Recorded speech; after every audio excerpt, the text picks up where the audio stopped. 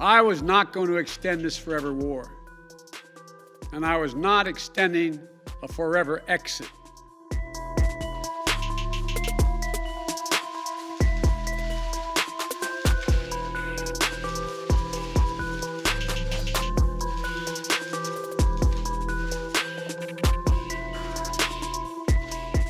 Last night in Kabul, the United States ended 20 years of war in Afghanistan, the longest war in American history. We completed one of the biggest airlifts in history, with more than 120,000 people evacuated to safety. That number is more than double what most experts thought were possible. No nation has ever done anything like it in all of history. Only the United States had the capacity and the will and the ability to do it, and we did it today. The extraordinary success of this mission was due to the incredible skill, bravery, and selfless courage of the United States military and our diplomats and intelligence professionals.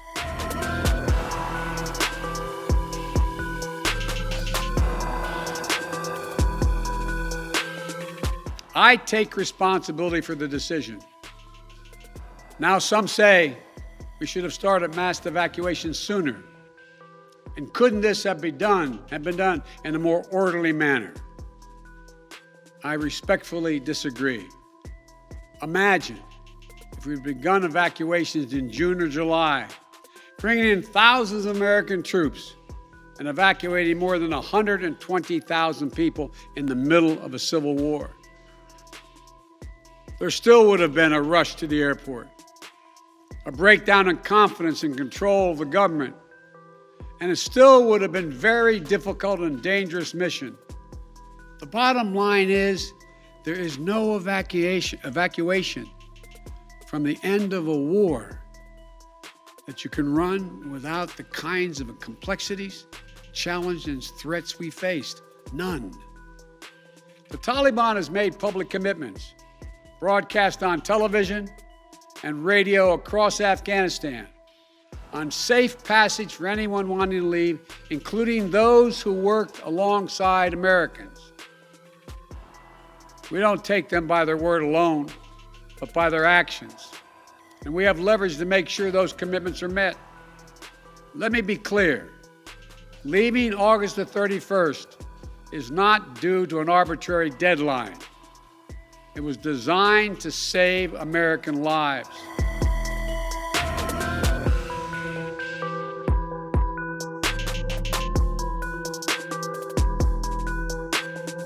By the time I came to office, the Taliban was in its strongest military position since 2001, controlling or contesting nearly half of the country. The previous administration's agreement said that if we stuck to the May 1st deadline that they had signed on to leave by, the Taliban wouldn't attack any American forces. But if we stayed, all bets were off. So we were left with a simple decision. Either follow through on the commitment made by the last administration and leave Afghanistan, or say we weren't leaving and commit another tens of thousands more troops going back to war. That was the choice, the real choice, between leaving or escalating.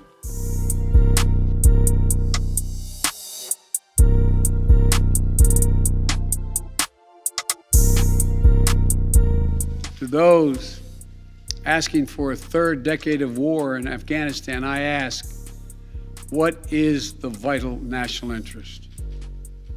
In my view, we only have one: to make sure Afghanistan can never be used again to launch an attack on our homeland. The fundamental obligation of a president, in my opinion, is to defend and protect America. Not against threats of 2001, but against the threats of 2021 and tomorrow. That is the guiding principle behind my decisions about Afghanistan. I simply do not believe that the safety and security of America is enhanced by continuing to deploy thousands of American troops and spending billions of dollars a year in Afghanistan. But I also know that the threat from terrorism continues in its pernicious and evil nature. But it's changed, expanded to other countries. Our strategy has to change too.